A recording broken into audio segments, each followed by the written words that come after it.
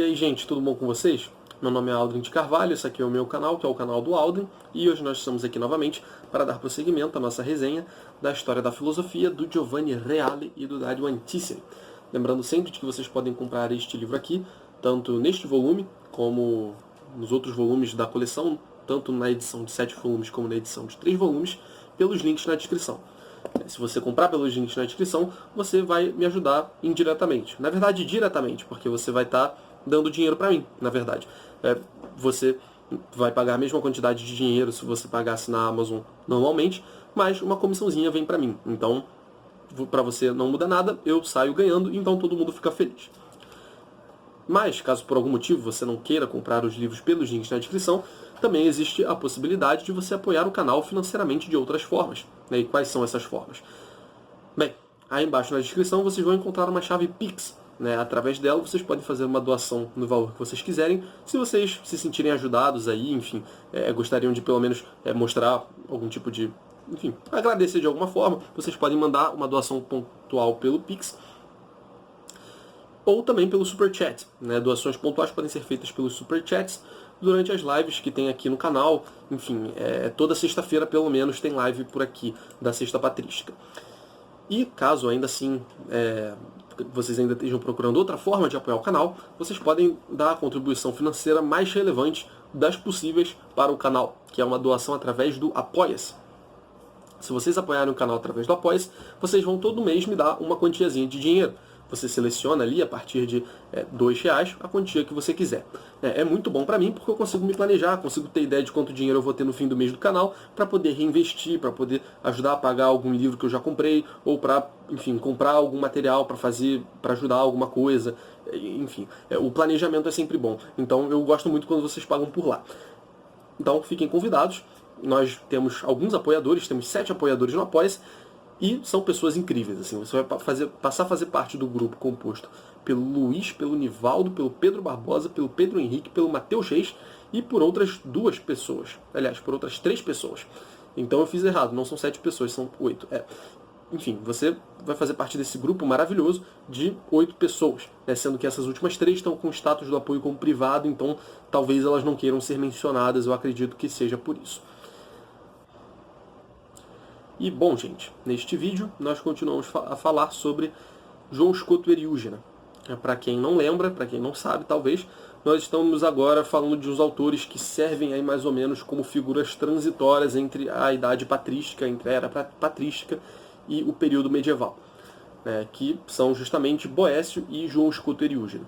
Essas 2 figuras aí são fundamentais pelas ideias que elas trazem, que essas pessoas trazem, pelos debates que elas trazem também a partir das ideias que elas colocam, e também pelos comentários e traduções que eles fizeram aos autores da patrística, assim fazendo com que fosse mais fácil deles serem recebidos na Idade Média, onde o latim vai predominar, e, bom, os comentários sempre ajudam, Então, essas 2 figuras têm esse valor aí, que é duplo, triplo, enfim, dá pra gente dividir aí de algumas formas, mas, enfim, que é uma contribuição analítica, vamos dizer assim, no sentido de comentadora, tradutora e tudo mais, mas também é uma contribuição original. Esses autores trazem ideias originais, e é isso que a gente viu no Boécio, nos últimos vídeos aí, e é o que a gente está vendo agora no João Scoto Eriúgena. Tá? Esse é o terceiro vídeo acerca do João Scoto Eriúgena. No primeiro a gente falou a gente fez uma breve introdução a ele.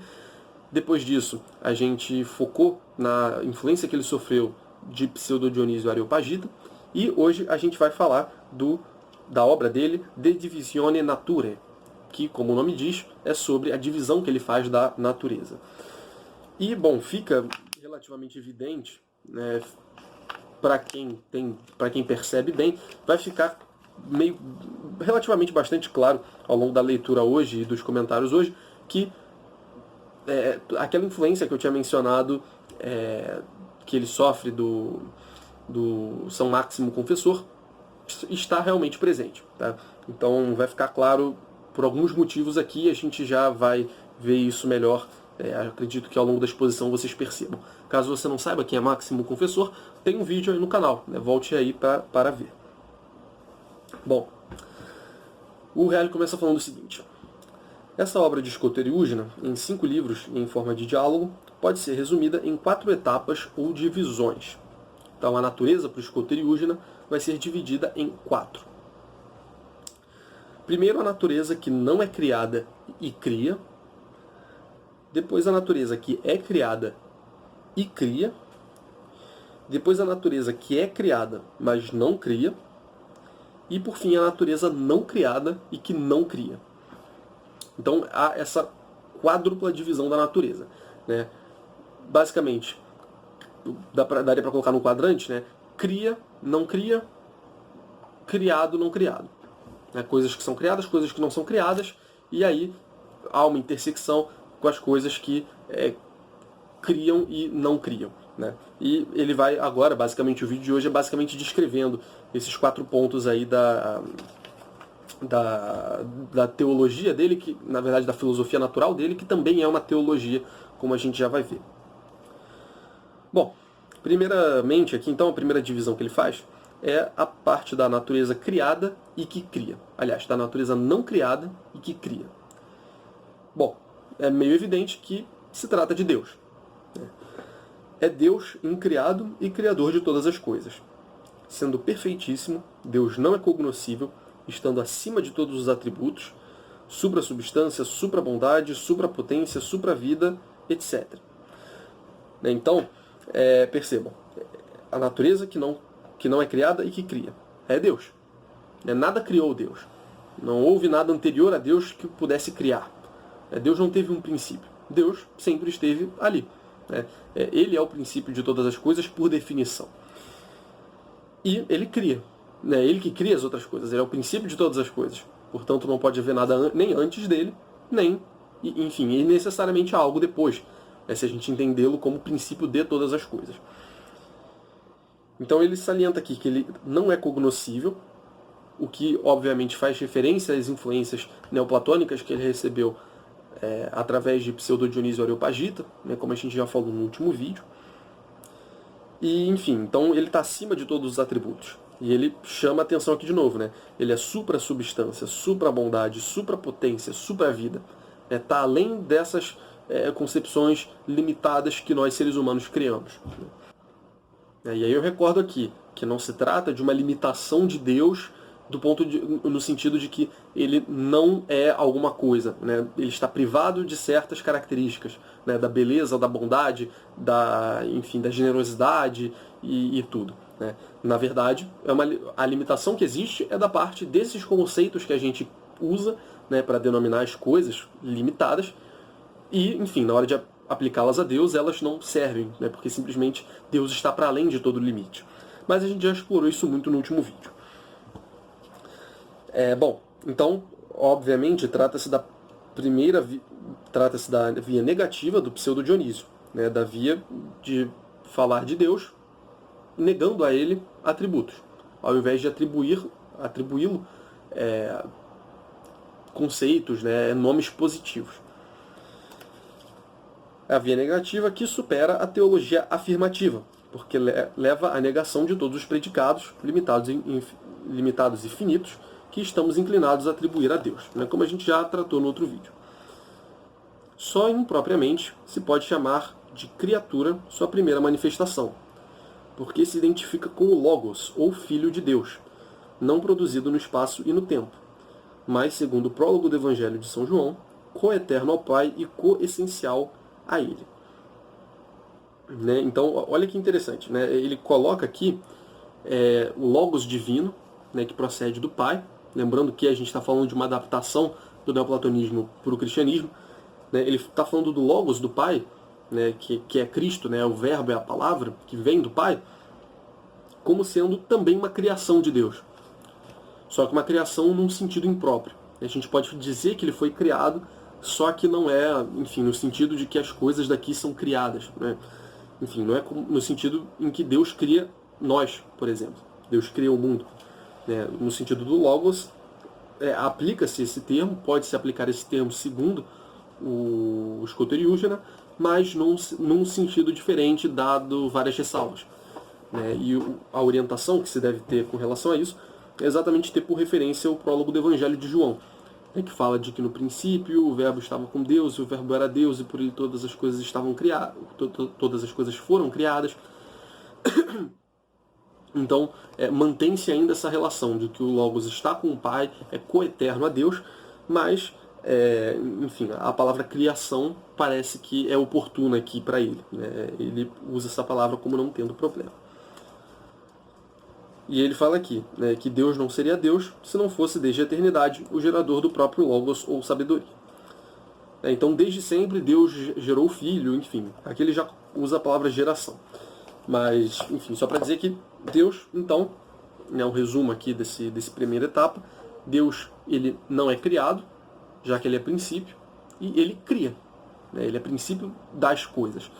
E bom, se algo o criasse, ele não seria Deus. Essa coisa primeira seria a criada. Seria a incriada, né? Seria aquela primeira. Mas, na verdade, é Deus que é a causa primeira de todas as coisas. Né? Ele não é criado, portanto, não há nada antes dele, e haverá coisas depois, né, que ele vai criar. Então, Deus é precisamente essa natureza que não é criada e que cria. Aí, no segundo momento, ele passa para a segunda distinção, né, que é da natureza que é criada e também cria. A gente acabou de ver aqui não é criada e que cria. Agora a gente vai ver aqui é sim criada, mas e da mesma forma ainda assim cria. E ele fala aqui que é o Logos ou sabedoria de Deus, no qual estão contidas as causas primordiais ou arquétipos de todas as coisas. Então, o Logos de que a gente acabou de falar, ele é criado por Deus, num sentido impróprio, como a gente já comentou. No entanto, ele sendo criado por Deus, ele ainda assim ele age junto com o Pai, ele age conjuntamente ao Pai no momento de criar as coisas. Tomando aí novamente por referência o prólogo do Evangelho de São João, a gente vê lá que Deus cria as coisas com o verbo, né? Pelo verbo todas as coisas foram criadas. Então, o Logos, por mais que ele não seja o primeiro, né, o primeiro da sequência de causas, vamos dizer assim, e, por mais que ele não seja o primeiro princípio, ele ainda assim cria. Ele ainda serve de princípio para as outras coisas. Né? Exatamente porque existe ainda essa identidade, né, entre o Deus e o Logos que vem dele. E nele, né, no Logos, na sabedoria de Deus, estão contidas as causas primordiais ou arquétipos de todas as coisas. Né? A gente já viu aqui no canal, enfim, na história da filosofia e na Sexta Patrística, como essa tentativa de se incorporar as formas platônicas dentro da mente de Deus é algo recorrente nesse período. Né? Então ele coloca as formas platônicas sendo justamente ideias de Deus, né? Como contidas ali dentro da sabedoria e que causam as coisas também, como a gente já vai ver. Trata-se de ideias, modelos, espécies e formas que expressam o pensamento e a vontade de Deus, chamados também de predestinações ou vontades divinas, por imitação às quais as coisas se formarão. Né? Então, enfim, ideias platônicas, vocês já conhecem a ideia, foi referida aqui indefinidas vezes, mas elas servem, né, bom mencionar, servem de modelo para as coisas que são criadas. Né? Elas são aquela estrutura, né, que, digamos assim, existe em potência, né, ele não coloca nesses termos aristotélicos, na mente de Deus. Né, e que serão concretizadas aqui e ali na realidade. Né, mas elas já existem enquanto modelos, enquanto paradigmas, na mente de Deus, e serão concretizadas na realidade de uma forma inferior, né, de uma forma particular. E aí ele fala aqui que, vista sob essa ótica, toda a criação é eterna. Tudo aquilo que está nele permanece sempre e é vida eterna. E ele fala aqui que as coisas situadas no espaço e no tempo são inferiores, menos perfeitas e menos verdadeiras do que o modelo ou arquétipo por causa de sua mutabilidade e caducidade. Então, já que todas as coisas estão contidas, ainda que em modelo, né, ainda que em formas, em espécies, na mente de Deus, toda a criação acaba sendo eterna também, né, por extensão. As ideias são eternas e, bom, as coisas plasmadas pelas ideias, né, que refletem as ideias, as coisas das quais as ideias são modelos, elas também são eternas, né? Meio que por extensão aí. Mas, ainda assim, as coisas situadas no espaço e no tempo, elas são mais caducas, como ele coloca aqui, né? Elas são mutáveis, são inferiores, né? Elas estão ali sujeitas ao vir a ser, ao deixar de ser, né? Então, ainda assim, elas têm essa realidade inferior, que não é imutável, né? Não é perfeita como a realidade das formas que estão na mente de Deus, né? Que estão no Logos de Deus. É óbvio que esses modelos são diversos e múltiplos para nós, né? Então a gente consegue imaginar o modelo da árvore, o modelo do passarinho, o modelo do elefante, né? Então para nós são múltiplos, mas não para Deus. Assim como a criação comporta mudanças para nós, mas não para Deus. Então ele coloca aí também uma diferença de perspectiva entre a nossa visão e a visão de Deus acerca das coisas. Para Deus nada muda. Para Deus está tudo ali. Né? Deus está vendo tudo de maneira indistinta, por assim dizer. No sentido de uma identidade total. Mas, para nós, não. A gente vê as coisas aí sujeitas ao tempo, vindo a ser, deixando de ser e tudo mais. Mas a perspectiva de Deus, ele deixa isso bem claro, é diferente. Deus parece que aprende tudo simultaneamente. Né? Que é uma ideia que a gente já se referiu aqui outras vezes, inclusive falando do Boécio, né, mais recentemente aí, né, que Deus ele vê tudo como um eterno presente diante dele. Né, não existe essa diferenciação de antes e depois. É tudo uma única realidade que se apresenta para Deus. Bom, ademais, tais modelos, ao contrário das ideias perfeitas e imóveis de Platão, são causas eficientes e não apenas exemplares. E aí ele segue, né? Quem transforma esses exemplares em causas eficientes é o Espírito Santo, que faz sair dos exemplares eternos as coisas e os indivíduos. O que, portanto, é a causa da divisão, multiplicação e distribuição de todas as causas em efeitos, gerais, especiais e próprios, segundo a natureza e segundo a graça. Então, olha que interessante isso aqui. A gente está acostumado, como eu falei, a ver aqui, principalmente no período patrístico, as ideias platônicas sendo incorporadas dentro de Deus, né, para tentar evitar aquele problema de você ter uma coisa distinta de Deus que está ali desde a eternidade. Então você tem Deus e as formas. Não, calma aí. Então isso gera uma série de confusões, como a gente já cansou de ver. Então, para poder unificar o princípio como sendo um só, existe esse esforço contínuo de se incorporar as ideias platônicas em Deus, mais precisamente no seu Logos, na sua sabedoria, através da qual Deus criou o mundo. Mas, por mais que exista ainda, por mais que obviamente se trate das ideias mais ou menos como Platão concebeu, obviamente isso tem inspiração platônica, nesse caso do Escoteriúgena, tem algo muito interessante, que as ideias elas não são só modelos, que estão lá estáticos e que possuem suas representações aqui na Terra. É como se elas tivessem um papel muito mais ativo, muito mais passivo, talvez, entre aspas aqui, tá? Muito mais passivo, muito mais estático, e as coisas simplesmente as copiam, né? Numa relação, enfim, uma relação desse tipo. Mas as ideias elas são também causa eficiente daquilo que vai ser criado. Então, as próprias ideias elas atuam sobre a matéria de maneira a moldá-la. Né? No platonismo, a gente tem o papel do demiurgo, que atua como causa eficiente fazendo essa ponte. Né? Então, o demiurgo ele inspira-se no modelo das formas suprassensíveis, que são distintas dele. Tá? O demiurgo não é o Deus cristão, enfim, mas ele se inspira nas formas platônicas que são distintas dele para plasmá-las naquela realidade numa matéria pré-existente. É possível dizer que no Platão, então, a gente tem 3 princípios. A matéria que é plasmada, as formas que servem como modelo para essa plasmação e o demiurgo que faz essa ponte, né, que faz esse ato, que faz essa ligação, né, que imprime as formas na matéria. E, bom, aqui não. Né, a gente tem tudo isso, né, todas essas funções incorporadas em Deus. Né.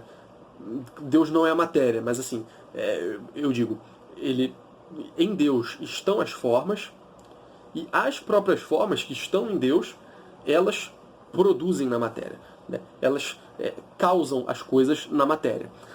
enfim, num sentido eficiente, né? Como a gente viu no Aristóteles, a distinção entre causa eficiente, causa final e causa material. Aliás, faltou a formal aí, eu buguei na ordem, mas causa formal, causa material, causa eficiente e causa final. Causa eficiente é aquilo, enfim, que na nossa experiência seria algo externo que vai lá e age, né, fazendo com que o movimento aconteça, né?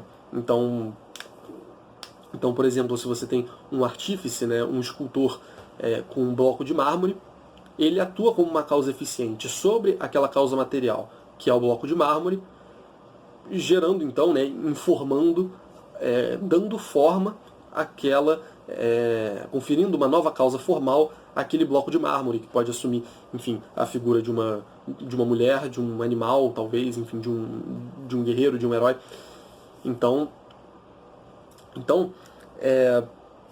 há esse papel da causa eficiente, que no platonismo, enfim, Platão não usa esse termo, né? Platão é anterior a Aristóteles, então ele não tem esse termo ainda, mas ele atribui esse papel de causa eficiente ao demiurgo e ele faz essa ponte, por sua vez, entre os modelos e a matéria, né? Que vai ser plasmada, da qual surgem as coisas aqui que nós estamos vendo.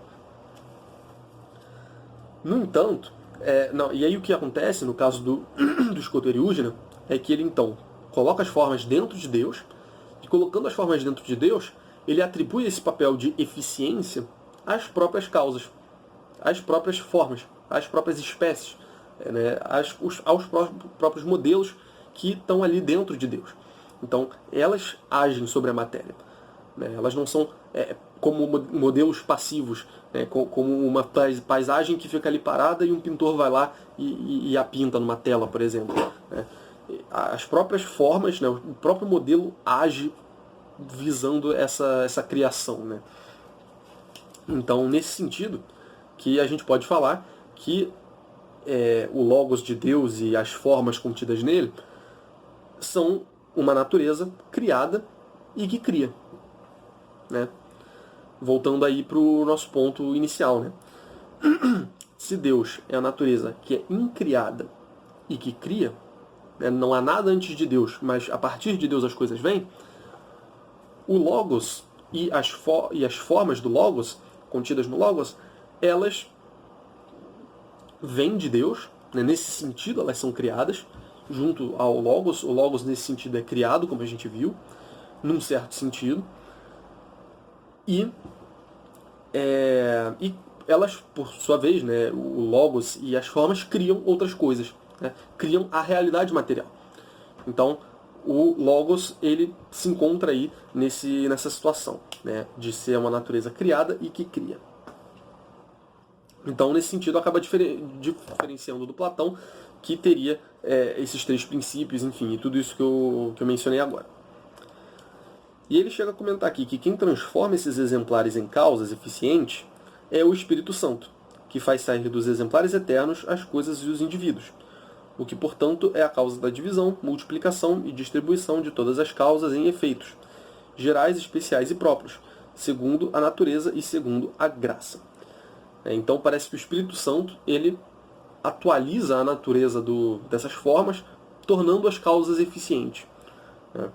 Ou enfim, no final é o Espírito Santo que possibilita isso, né? Talvez seja também como um meio, né? Através do Espírito Santo, então, as formas elas conseguem, de certa forma, alcançar a matéria, né? Talvez seja nesse sentido também, né? Ele não deixa claro, ele só diz que é através do Espírito Santo que esse processo todo das formas como causas eficientes acontece. Então não se trata, portanto, de criação, mas da substância dialética da qual as coisas são expressão e retorno.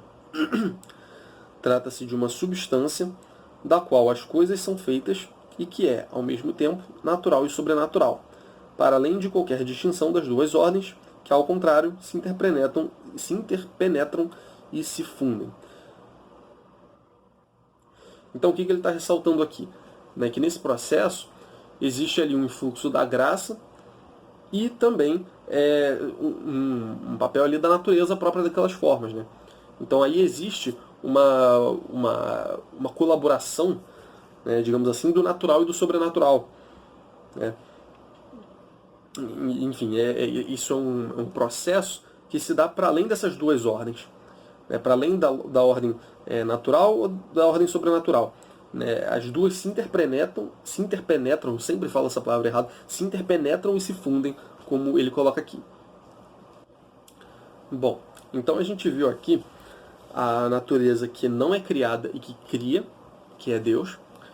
Depois a natureza criada, que por sua vez também cria, que é o Logos, né, que contém as ideias, né, o verbo de Deus que contém as ideias. E agora a gente vai falar da natureza criada e que não cria. Diz o Reale aqui que é o mundo criado no espaço e no tempo, que por seu turno não produz e não cria outras coisas. Né? Então o mundo ele não cria nada externo a ele. Né? Você pode falar que no mundo há transformações, há mudanças, enfim. Só que não existe, o mundo não é uma realidade criadora. Né? Nesse sentido que a gente está falando, em que a gente está falando de Deus e que está falando das formas que vêm de Deus. Né? Então o mundo não cria uma outra coisa. O mundo criado no espaço e no tempo. E é muito interessante que ele fala aqui que o mundo é o que Deus quis e quer que seja. É sua manifestação ou teofania. Ele é criado do nada e não é, como queriam os filósofos seculares, uma matéria informe e eterna. Então ele está rejeitando, né, como eu já comentei, essa ideia de que é uma matéria informe, primeira, né, que recebe ato daqueles princípios formais, né, das formas, das espécies, das ideias, como queira chamar, e vai dizer que o mundo é criado do nada. Né? Deus tira o mundo do nada e, enfim, aí dá forma a esse mundo através das ideias. E o mundo, né, por si, é exatamente uma teofania, né, uma manifestação de Deus. E isso aqui é um dos motivos de muita gente ter entendido o pensamento de Escoteriúgena como sendo um pensamento politeísta, aliás, um pensamento panteísta. Porque tudo aqui acaba sendo manifestação de Deus. Né? E dependendo de como você entende isso, né, é claro que dá para você entender isso até num sentido bem ortodoxo. Né? Deus está em todas as coisas, está em todos os lugares. Enfim, com a filosofia que vai se desenvolver depois, a gente vai dizer que todas as coisas participam do ser, né? Portanto, participam de Deus.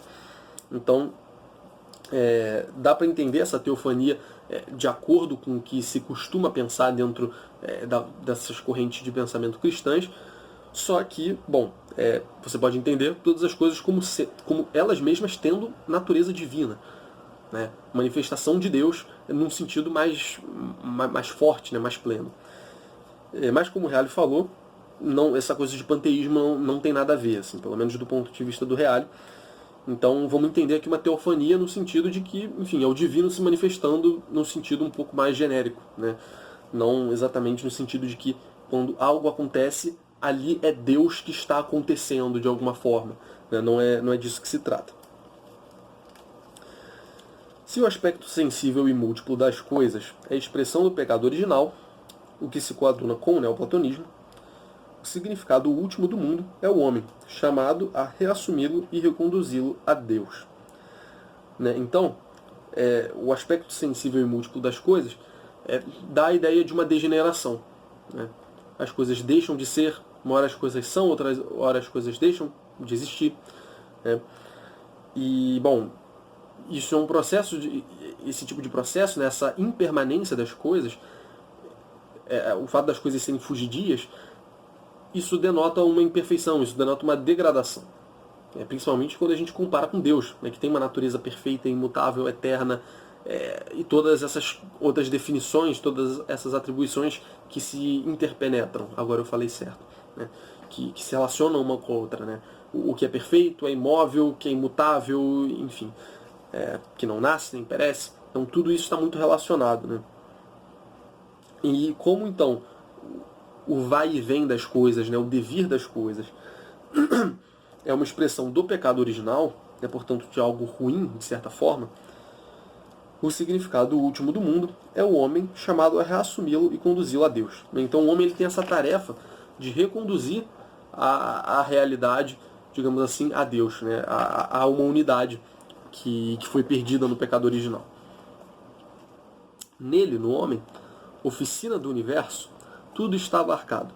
É partícipe do mundo sensível e do mundo inteligível, sendo, portanto, um resumo do cosmo. Então, o homem é visto aqui como um microcosmo, uma concepção a qual a gente já assinou várias outras vezes. Se vocês pararem para ver, observar a realidade e observar o homem, vocês vão ver que tudo que existe na realidade parece estar presente no homem em algum grau. O homem parece ser esse ponto de equilíbrio da realidade e esse ser que abarca o que há de melhor, vamos dizer assim, ou o que há nas outras coisas. Então, se você pega uma planta, por exemplo, você vai ver que a planta ela tem determinadas funções.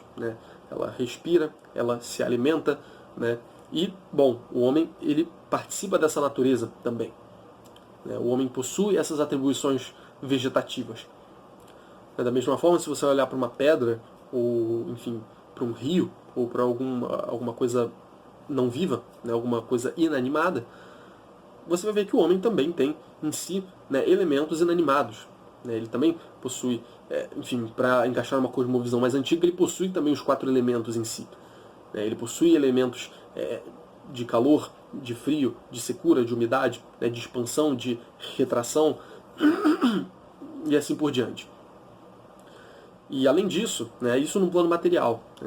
Mas saindo do plano material, a gente pode ver o homem como sendo essa ponte também entre o sensível e o inteligível. Ele tem em si tanto algo do inteligível, ou seja, a alma, que é da mesma natureza das formas, no sentido de ser imaterial, de ser eterna e de tudo mais.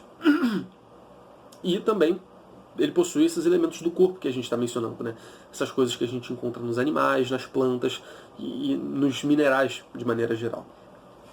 Então o homem possui isso tudo em si. Isso sem falar também do simbolismo dos planetas, enfim. Eu não sei explorar muito esse assunto, mas o homem possui em si as qualidades dos planetas, e todas essas atribuições que se pode fazer que são simbolizadas pelos planetas. Então parece que todo o cosmos está reunido no homem. Então parece que é justamente ele que tem essa missão de trazer a unidade de volta para o cosmos. De fazer o cosmos retornar a Deus. E isso é importante para o que a gente vai falar na próxima natureza. Do cosmos retornar a Deus. Mas ele segue falando aqui que a substância do homem está na alma. De que o corpo é instrumento. O corpo é nosso, mas não é nós. Com o pecado, o corpo tornou-se corruptível, originalmente imortal, voltará a sê-lo com a ressurreição. Então, ele assumia que nós somos a nossa alma. O corpo é meramente um instrumento. Mas ainda assim, diz ele que antes do pecado original nós já tínhamos corpo. Só que esse corpo era imutável, era incorruptível e voltará a ser depois da ressurreição. Enfim, então a gente vê aqui algo bem cristão no final, mas a gente vê essa inspiração neoplatônica no que diz respeito a você atribuir ao corpo essa função de instrumento. Exatamente atribuir uma função ao corpo ali, um meio de ação, e não propriamente como sendo uma parte constitutiva do seu ser humano. O homem, para ele aqui, parece que é constituído de alma. Parece que o homem é alma, a substância, a essência do homem é alma, e ele possui o corpo ali simplesmente como um instrumento. Bom, tendo falado então de todas essas naturezas, apenas sobra uma. A gente falou da natureza que não é criada, mas que cria, que é Deus. Depois da natureza que é criada e que também cria, segue criando, no caso o Logos divino, o Verbo divino, a mente, a sabedoria divina, e as ideias contidas nelas. E terceiro, a gente falou das coisas que são criadas, mas já não são criadoras, ou seja, o mundo de maneira geral. A gente não vê um mundo saindo do mundo, no sentido de uma outra coisa saindo da realidade material. Isso não existe. E por fim, então, a gente chega, obviamente, à realidade que não é criada e que também não cria. A realidade não criada que não cria. E essa deve ser a mais interessante, e que explica muitas das coisas que foram ditas até agora. Bom, fui interrompido aqui. Mas enfim, a natureza que não é criada e não cria. Quem é ela? Ela é Deus, como termo final de tudo. Então percebam aqui que ele não está falando em dois deuses, tá? Pelo amor de Deus. O que ele está falando é o seguinte: quando ele começou a falar das naturezas, ele indicou a primeira natureza como sendo Deus, incriado e criador das coisas. Então parece que é Deus sob o ponto de vista do fato dele não ser gerado e do ponto de vista de que dele as outras coisas se seguem. Agora, o que ele está falando é o seguinte: é Deus do ponto de vista do termo final de tudo. Talvez da causa final de tudo a gente poderia colocar. De Deus como sendo aquilo para onde todas as coisas vão. As coisas todas parece que elas tendem a Deus. E esse tender a Deus, enfim, conserva a sua não criação, né? Enfim, Deus continua sendo não criado. Então, por isso que é o mesmo Deus que, de um ponto de vista, é não criado e criador, e do outro ponto de vista, não criado e não criador. Exatamente esse Deus como termo final, onde todas as coisas se resolvem, para onde todas as coisas vão e se realizam. O quarto e o quinto livros do De Divisione Naturae descrevem a epopeia do retorno. Aí ele fala aqui que o tempo intermediário entre a origem e o retorno a Deus é ocupado pelo esforço do homem para reconduzir tudo a Deus, na imitação do Filho de Deus, que, encarnando-se, recapitulou em si o universo e mostrou o caminho do retorno. E aí aqui fica mais evidente do que, enfim, tudo isso que a gente está vendo até agora, a influência de Máximo Confessor. Máximo Confessor, ele atribuía ao homem um papel central no cosmo, como, enfim, acontece com os autores cristãos, mas ele desenvolve um pouco melhor isso, fala que o homem possui em si todas essas partes do cosmo, um pouco no sentido do que eu falei agora há pouco. Ele provavelmente tirou isso do Máximo. O Scoteriugena provavelmente tirou isso do Máximo, e a gente tem um vídeo falando sobre o Máximo aqui. Tá? Não está tão detalhado, porque o Reale também não dá tanto detalhe. É difícil entender exatamente do que ele está falando, quando ele fala que recapitula tudo, enfim, e que Deus, Jesus Cristo, quando vem e se encarna, recapitula tudo ainda. Existe essa percepção também, apesar de o homem em si recapitular todo o cosmo, o Logos, quando ele vem, ele também recapitula todo o cosmo, provavelmente de uma maneira mais excelente, enfim. Mas isso não é tão explorado pelo Reale. Mas, bom, aqui fica meio claro, então, que essa concepção do homem, como recapitulando o cosmo e como o próprio Deus recapitulando o cosmo também na medida em que ele se encarna, a gente vê nisso uma influência muito clara do Máximo Confessor. Agora, enfim, já tendo falado então dessas duas grandes influências que ele sofreu, que o Scoteriugena sofreu, o Pseudo-Dionísio e o Máximo. Então, o Filho de Deus encarnou-se, recapitulou em si o universo e mostrou o caminho do retorno. Então, Deus vem trazer para a gente, Jesus Cristo, quando se encarna, ele vem trazer para a gente exatamente esse caminho que a gente tem de trilhar para tentar fazer esse retorno à unidade primordial. A essa unidade primeira, que também é uma unidade última, já que a gente está tentando voltar a ela. Então, olha, aqui ele já dá a pista para o negócio que a gente vai falar no próximo vídeo. Que a vinda de Jesus Cristo, então, na encarnação de Deus, é importante porque é tanto natural quanto sobrenatural, tanto filosófico quanto teológico. A importância é uma importância que se dá em todos esses níveis, em todas essas distinções que se pode fazer. E aí a gente já consegue ter uma pista de como que o Scoteriugena vê essa relação entre filosofia e teologia. Está tudo muito misturado aí. A vinda de Cristo tem uma função ontológica, tem uma função que diz respeito à natureza das coisas, como elas são. A criação, enfim, a ontologia, essa coisa de recapitular o universo. Então, parece que a filosofia e a metafísica estão junto da teologia e não existe exatamente aí tanto uma coisa acima da outra. Mas parece que essas coisas são juntas, podendo até a gente falar numa unidade, numa identidade, que é o que será explorado no próximo vídeo. Ainda não, mas no próximo vídeo. Mas enfim, só para mostrar então só para dar já esse panorama de que essa concepção cosmológica está muito associada à própria criação, entendida no sentido religioso. Tá? Então, não dá para entender uma coisa sem entender outra dentro do pensamento do Escoteriúgena, até porque não existe essa distinção entre uma coisa e outra.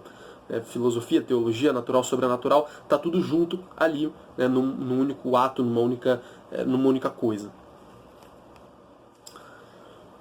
E ele descreve então o processo aqui do retorno.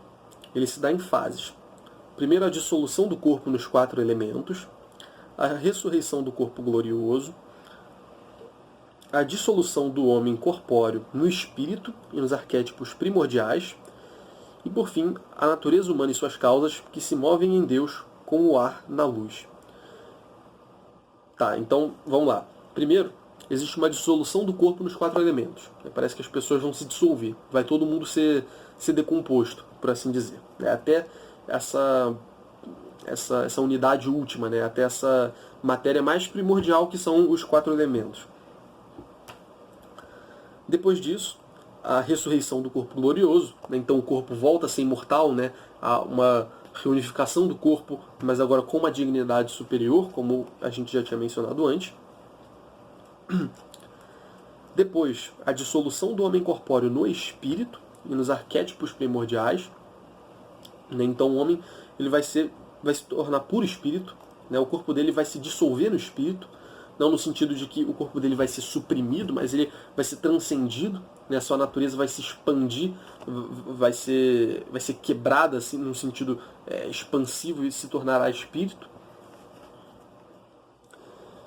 E espírito e nos arquétipos primordiais, né? Então as formas ainda têm um papel aí, né? E por fim, a natureza humana e suas causas que se movem em Deus como o ar na luz. E ele segue explicando aqui. Então Deus será tudo em cada coisa. Aliás, não haverá nada mais além de Deus. Então, no final, só vai haver Deus. Todos os homens e todas as coisas que existem, serão absorvidas em Deus. Né? Serão absorvidas na natureza de Deus. A ponto de que no final só haverá Deus. Não haverá mais nada. Só que não se trata de uma dissolução da individualidade. Né? No sentido de, todo mundo morreu, foi aniquilado. Nossa, que final feliz, hein? Muito, muito animador. Não é disso que se trata. Mas, na sua conversão, na sua conservação, na conservação da individualidade, da mais elevada forma. E ele explora essa metáfora do ar e da luz. Como o ar não perde sua natureza quando penetrado pela luz, e o ferro não se anula quando se funde ao fogo, da mesma forma toda a natureza se assimilará em Deus, sem perder sua individualidade ontologicamente transfigurada e não anulada. Então é nesse sentido de uma participação de uma natureza superior. E nisso a gente consegue ainda também perceber alguns vestígios do neoplatonismo, né? Agora que eu me liguei nisso. Porque o objetivo da ética neoplatônica, né? do agir neoplatônico, da mística neoplatônica, é exatamente chegar a uma supressão completa da individualidade, não no sentido de uma destruição, mas no sentido de uma identificação com algo que é eterno, que é superior ontologicamente, né? E que possui, enfim, não tem limite e tudo, né? Como é o caso do Uno e como aqui é o caso de Deus. Então, é um processo similar aí ao que a gente vê no neoplatonismo, mas obviamente não no sentido de um processo ascético que se faz durante a vida. Enfim, pelo menos não é o que ele está dando a entender aqui, né? É algo que vai acontecer depois da morte, né? Enfim, se a gente pode participar disso em vida, em certa medida, ele não fala, né? Escoteriúgena não fala disso. Mas, certamente, no final é isso que vai acontecer. No final haverá apenas Deus e nós estaremos ali como sendo Deus nesse sentido que eu estou, enfim, nesse sentido que eu estou tentando deixar claro aqui. E bom, galera, esse foi o vídeo então. Eu espero muito que vocês tenham gostado. É um autor muito interessante e, como eu falei, vai ser muito influente para a Idade Média. Enfim, a gente deve falar disso mais adiante ainda, mas enfim, por enquanto é isso. E no próximo vídeo a gente vai falar sobre a razão e a fé dentro do pensamento do Escoteriúgena, para enfim passar para os grandes autores da Idade Média, aqueles de quem o pessoal tanto fala. E, bem, spoiler aqui, vai ser começando com Santo Anselmo. Então fiquem ligados, vai ser muito bom. Agora a gente está nesse pique aí, entrando nessa parte da Idade Média que é mais famosa, de que o pessoal mais gosta e que é realmente mais empolgante do que o que a gente viu até agora. Apesar de ter sido muito bom o que a gente viu até agora também. Tá bom? Muito obrigado, gente. Um abraço. Até a próxima. Divulguem o vídeo para que vocês acharem que possa se interessar. Façam todas as outras coisas que eu sempre peço para vocês fazerem.